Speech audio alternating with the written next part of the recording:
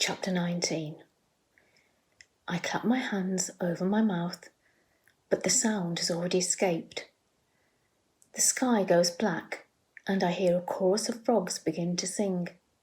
Stupid, I tell myself. What a stupid thing to do. I wait, frozen, for the woods to come alive with assailants. Then I remember there's almost no one left. Peter, who's been wounded, is now my ally.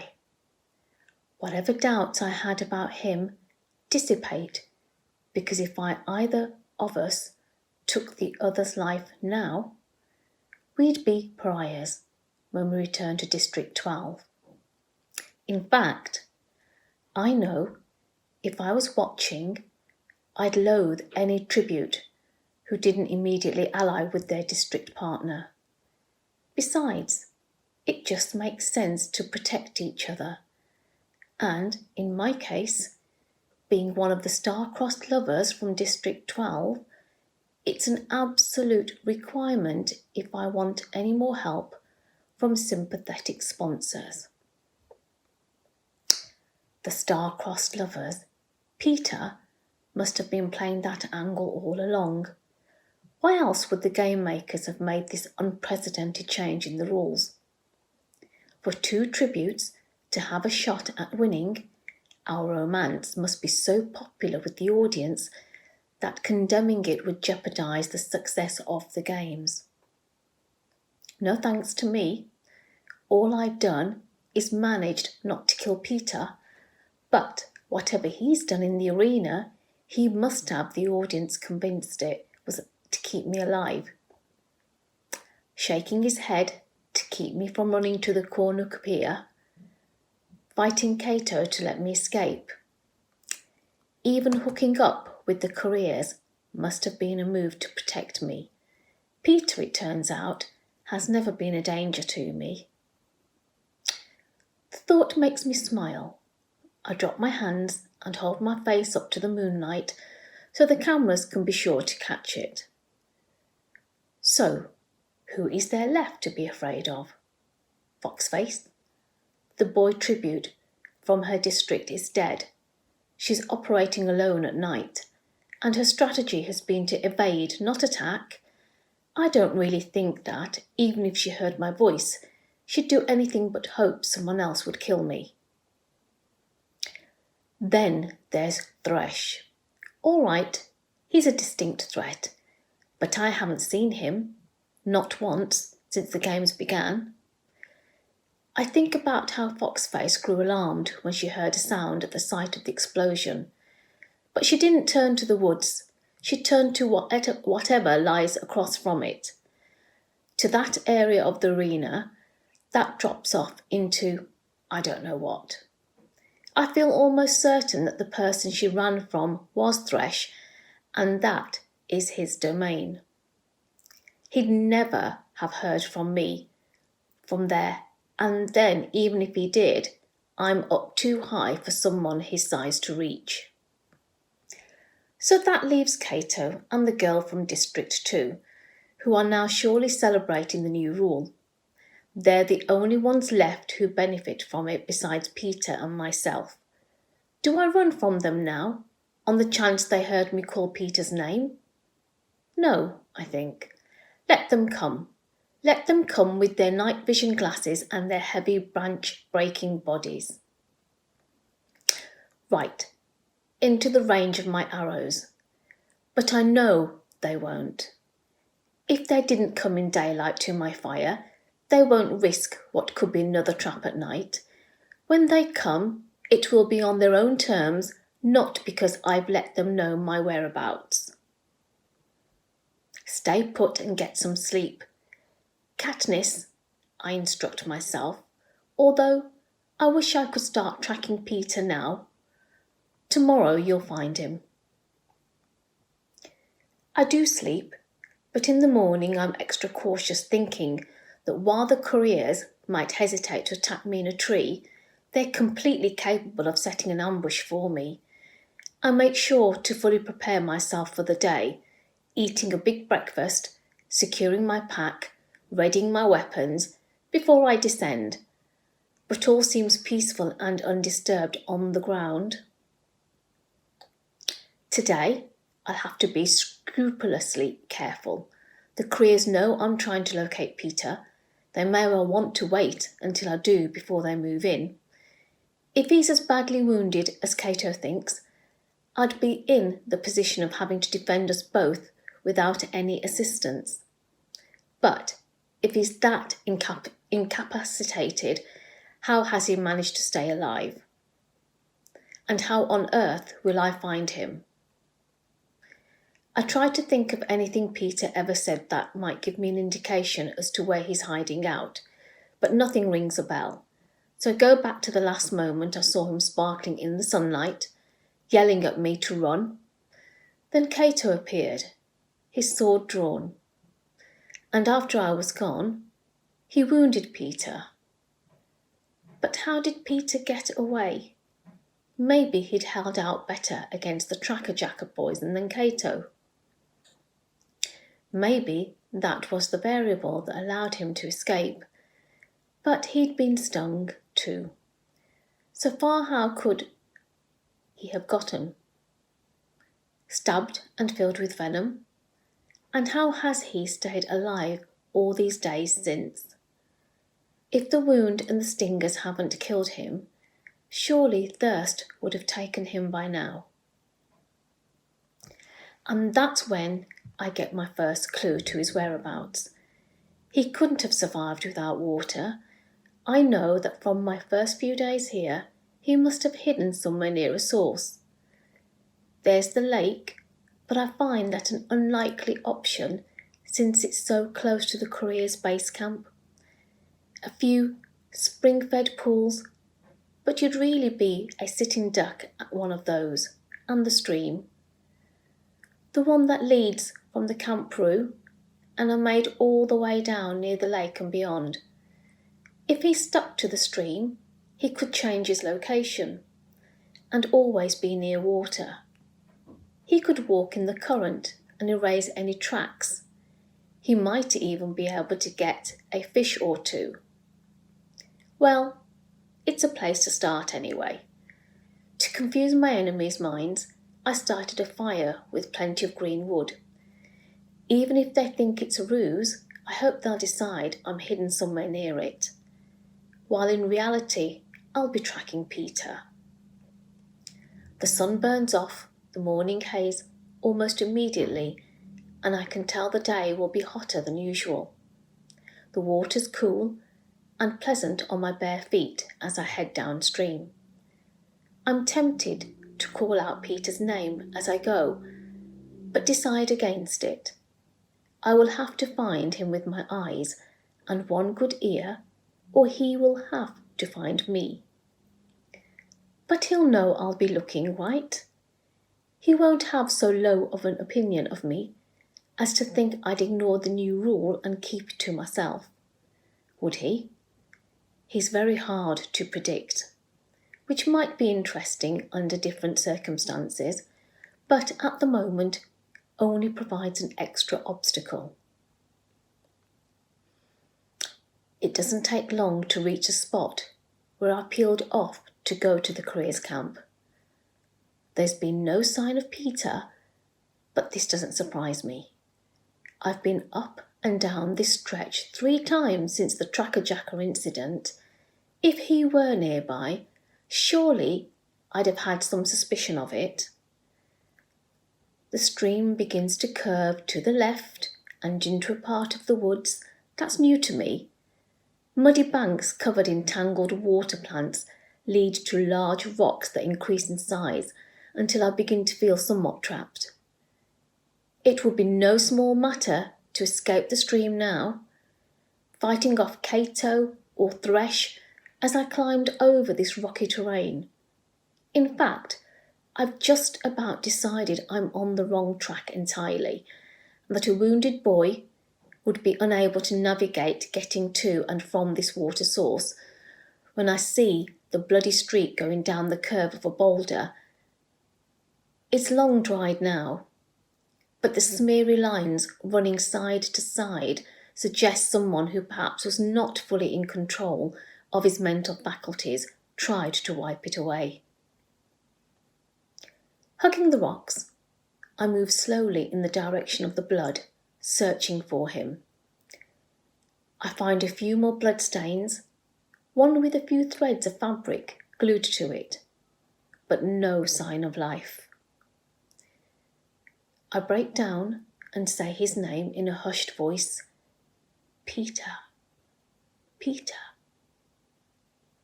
Then a mockingjay lands on a scruffy tree and begins to mimic my tones, so I stop. I give up and climb back down to the stream, thinking, he must have moved on. Somewhere farther down? My foot has just broken the surface of the water when I hear a voice. You here to finish me off, sweetheart? I whip around. It's come from the left, so I can't pick it up very well. And the voice was hoarse and weak. Still, it must have been Peter. Who else in the arena would call me sweetheart? My eyes peruse the bank, but there's nothing. Just mud, the plants, the base of the rocks. Peter, I whisper. Where are you? There's no answer. Could I just have imagined it? No, I'm certain. It was real and very close at hand too. Peter? I creep along the bank. Well, don't step on me. I jump back. His voice was right under my feet. Still there's nothing. Then his eyes open, unmistakably blue in the brown mud and green leaves. I gasp and am rewarded with a hint of white teeth as he laughs. It's the final word in camouflage. Forget chucking weights around. Peter should have gone into his private session with the game makers and painted himself into a tree, or a boulder, or a muddy bank full of weeds. Close your eyes again, I order. He does, and his mouth too, and completely disappears. Most of what I judge to be his body is actually under a layer of mud and plants. His face and arms are so artfully disguised as to be invisible. I kneel beside him. I guess all those hours decorating cakes paid off. Peter smiles. Yes, frosting. The final defense of the dying. You're not going to die, I tell him firmly. Says who? His voice is so ragged. Says me. We're on the same team now, you know, I tell him. His eyes open. So, I heard. Nice of you to find what's left of me. I pull out my water bottle and give him a drink. Did Cato cut you? I ask. Left leg up high, he answers. Let's get you into the stream, wash you off, so I can see what kind of wounds you've got, I say. Lean down a minute first, he says. Need to tell you something. I lean over and put my good ear to his lips, which tickle as he whispers. Remember we madly in love, so it's all right to kiss me any time you feel like it. I jerk my head back, but end up laughing. Thanks, I'll keep it in mind. At least he's still able to joke. But when I start to help him to the stream, all the levity disappears. It's only 2 feet away. How hard can it be? Very hard when I realise he's unable to move an inch on his own. He's so weak that the best he can do is not to resist. I try to drag him, but despite the fact that I know he's doing all he can to keep quiet, sharp cries of pain escape him. The mud and plants seem to have imprisoned him, and I finally have to give a gigantic tug to break him from their clutches.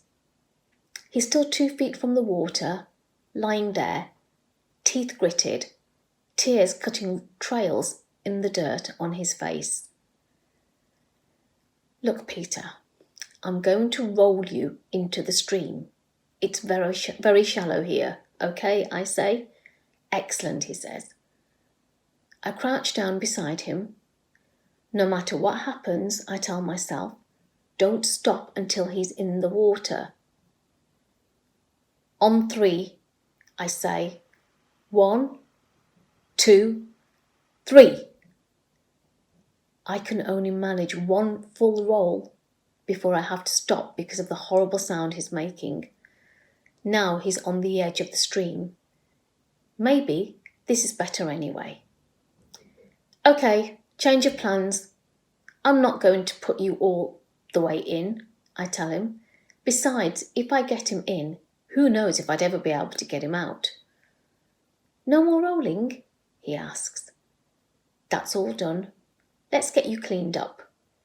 Keep an eye on the woods for me, okay? I say. It's hard to know where to start.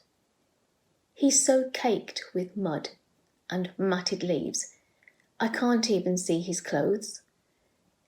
If he's wearing clothes, the thought makes me hesitate a moment, but then I plunge in. Naked bodies are no big deal in this arena, right? I've got 2 water bottles and Rue's water skin.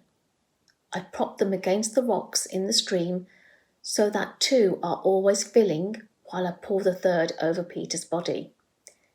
It takes a while, but I finally get rid of enough mud to find his clothes. I gently unzip his jacket, unbutton his shirt, and ease them off him. His undershirt is so plastered into his wounds, I have to cut away at it with my knife and drench him again to work it loose. He's badly bruised, with a long burn across his chest, and 4 tracker-jacker stings, if you count the one under his ear. But I feel a bit better. This much I can fix. I decide to take care of his upper body first to alleviate some pain before I tackle whatever damage Cato did to his leg. Since treating his wounds seems pointless when he's lying in what's become a mud puddle, I manage to prop him up against a boulder. He sits there, uncomplaining, while I wash away all the trace of dirt from his hair and skin. His flesh is very pale in the sunlight, and he no longer looks strong and stocky. I have to dig the stingers out of his tracker-jacker lumps, which cause him to wince, but the minute I apply the leaves, he sighs in relief. While he dries in the sun, I wash his filthy shirt and jacket and spread them over his boulders. Then I apply the burn cream to his chest. This is when I notice how hot his skin is becoming. The layer of mud and the bottles of water have disguised the fact that he's burning with fever. I dig through the first aid kit I got from the boy from District 1 and find pills that reduce your temperature. My mother actually breaks down and buys these on occasion when her home remedies fail. Swallow these, I tell him, and he obediently takes the medicine. You must be hungry. Not really. It's funny. I haven't been hungry for days, says Peter. In fact, when I offer him gruesling, he wrinkles his nose at it and turns away. That's when I know he's sick. Peter, we need to get some food in you, I insist. It'll just come up, right back up, he said. The best I can do is to get him to eat a few bits of dried apple. Thanks. I'm much better, really. Can I sleep now, Katniss? He asks. Soon, I promise. I need to look at your leg first. Trying to be as gentle as I can, I remove his boots, his socks, and then very slowly inch his pants off of him. I can see the tear Cato's sword made in the fabric over his thigh, but in no way prepares me for what lies underneath. The deep inflamed gash oozing both blood and pus, the swelling of the leg, and worst of all, the smell of festering flesh. I want to run away, disappear into the woods like I did that day they brought the burn victim to our house. Go and hunt while my mother and Prim attend to what I have neither the skill nor the courage to face. But there's no one here but me. I try to capture the calm demeanour my mother assumes when handling particularly bad cases. Pretty awful, huh? Says Peter, watching me closely. So. I shrug like it's no big deal. You should see some of the people that bring my mother from the mines. I refrain from saying how I usually clear out of the house whenever she's treating anything worse than a cold. Come to think of it, I don't even much like to be around coughing. First thing is to clean it well. I've left Peter his undershorts on because they're not in bad shape, and I don't want to pull them over the swollen thigh. And, all right, maybe the idea of him being naked makes me uncomfortable. That's another thing about my mother and Prim. Nakedness has no effect on them, gives them no cause for embarrassment. Ironically, at this point in the games, my little sister would be of far more use to Peter than I am. I scoot my square of plastic under him so I can wash down the rest of him. With each bottle I pour over him, the worse the wound looks. The rest of his lower body has fared pretty well. Just one tracker-jacker sitting as a sting and a few small burns that I treat quickly. But the gash on his leg, what on earth can I do for that? Why don't we give it some air and then I trail off. And then you'll patch it up, says Peter. He looks almost sorry for me, as if he knows how lost I am. That's right, I say. In the meantime, you eat these. I put a few dried pear halves in his hand and go back in the stream to wash the rest of his clothes. When they're flattened out and drying, I examine the contents of the first aid kit. It's pretty basic stuff. Bandages, fever pills, medicine to calm stomachs, nothing of the calibre I'll need to treat Peter.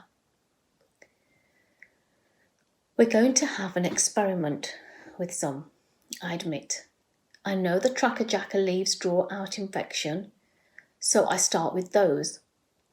Within minutes of pressing the handful of chewed up green stuff into the wound, pus begins running down the side of his leg. I tell myself this is a good thing and bite the inside of my cheek hard because my breakfast is threatening to make a reappearance. Katniss, Peter says. I meet his eyes, knowing my face must be some shade of green. He mouths the words, "How about that kiss?" I burst out laughing, because the whole thing is so revolting I can't stand it. Something wrong? He asks a little too innocently.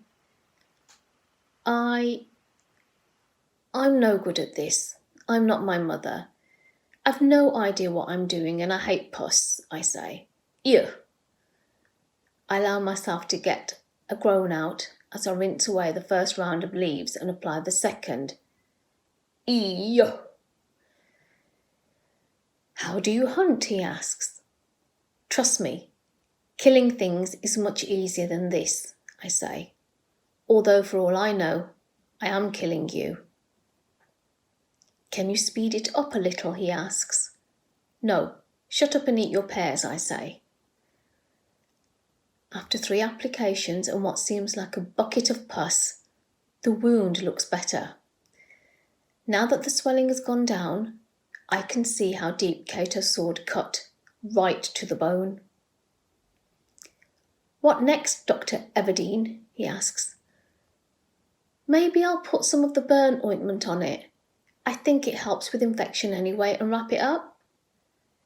I say.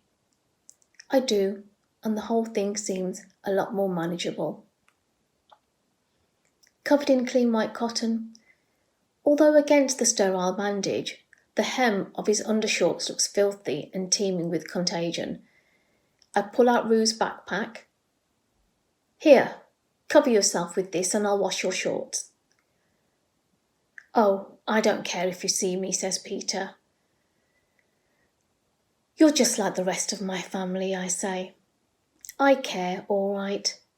I turn my back and look at the stream until the undershorts splash into the current. He must be feeling a bit better if he can throw. You know, you're kind of squeamish for such a lethal person, says Peter, as I beat the shorts clean between 2 rocks. I wish I'd let you give Hamish a shower after all. I wrinkle my nose at the memory. What's he sent to you so far? Not a thing, says Peter. Then there's a pause as it hits him. Why? Did you get something? Burn medicine, I say almost sheepishly. Oh, and some bread. I always knew you were his favourite, says Peter. Please, he can't stand being in the same room with me, I say. Because you're just alike, mutters Peter. I ignore it, though, because this really isn't the time for me to be insulting Hamish, which is my first impulse. I let Peter doze off while his clothes dry out, but by late afternoon, I don't dare wait any longer. I gently shake his shoulder. Peter, we've got to go now. Go? He seems confused. Go where? Away from here. Downstream, maybe. Somewhere we can hide you until you're stronger, I say. I help him dress, leaving his feet bare so we can walk in the water and pull him upright. His face drains of colour the moment he puts weight on his leg. Come on, you can do this. But he can't. Not for long anyway. We make it about 50 yards downstream, with him propped up by my shoulder, and I can tell he's going to black out. I sit him on the bank, pushed his head between his knees, and pat his back awkwardly as I survey the area. Of course, I'd love to get him up a tree, but that's not going to happen. It could be worse though. Some of the rocks form small cave-like structures. I set my sights on one about 20 yards above the stream. When Peter's able to stand, I half guide, half carry him up to the cave. Really, I'd like to look around for a better place. But this one will have to do because my ally is shot. Paper white, panting, and even though it's only just cooling off, he's shivering. I cover the floor of the cave with a layer of pine needles, unroll my sleeping bag and tuck him into it. I get a couple of pills and some water into him when he's not noticing, but he refuses to eat even the fruit. Then he just lies there, his eyes trained on my face, as I build a sort of blind out of vines to conceal the mouth of the cave. the result is unsatisfactory. An animal might not question it, but a human would see Hans had manufactured it quickly enough. I tear it down in frustration. Katniss, he says. I go over to him and brush the hair back from his eyes. Thanks for finding me. You would have found me if you could, I say. His forehead's burning up, like the medicine's having no effect at all. Suddenly, out of nowhere, I'm scared he's going to die. Yes, look, if I don't make it back again, he says. Don't talk like that. I didn't drain all that pus for nothing, I say. I know, but just in case I don't, he tries to continue. No, Peter, I don't even want to discuss it, I say, placing my fingers on his lips to quiet him. But he insists. Impulsively, I lean forward and kiss him, stopping his words. This is probably overdue anyway. Since he's right, we are supposed to be madly in love. It's the first time I've ever kissed a boy, which should make some sort of impression, I guess. But all I can register is how unnaturally hot his lips are from the fever. I break away and pull the edge of the sleeping bag up around him. You're not going to die. I forbid it. All right? All right, he whispers. I step out in the cool evening air just as the parachute floats down from the sky. My fingers quickly undo the tie, hoping for some real medicine to treat Peter's leg. Instead, I find a pot of hot broth. Hamish couldn't be sending me a clearer message. 1 kiss equals 1 pot of broth. I can almost hear his snarl. You're supposed to be in love, sweetheart. The boy's dying. Give me something I can work with. And he's right. If I want to keep Peter alive, I've got to give the audience something more to care about. Star-crossed lovers desperate to get home together, 2 hearts beating as one. Romance. Never having been in love, this is going to be a real trick.